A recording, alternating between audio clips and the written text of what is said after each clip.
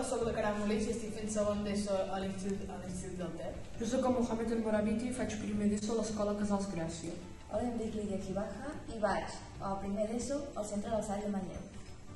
Avui hem fet la segona sessió del FEN Pinya i per començar hem parlat sobre que el CENIAC fa poc va fer el seu segon congrés pel Dia dels Drets dels Infants i Adolescents i jo com a representant de Manlleu al CENIAC vaig anar allà i vam parlar sobretot sobre violència aquest any.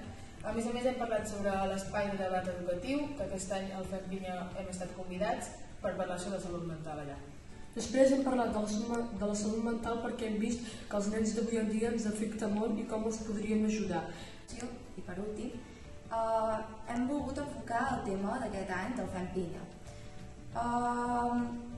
Farem un tema divers, combinant la cultura de l'odi, l'assetjament i valors. D'aquesta manera poder parlar una mica de tot i per vetllar per Manlleu per a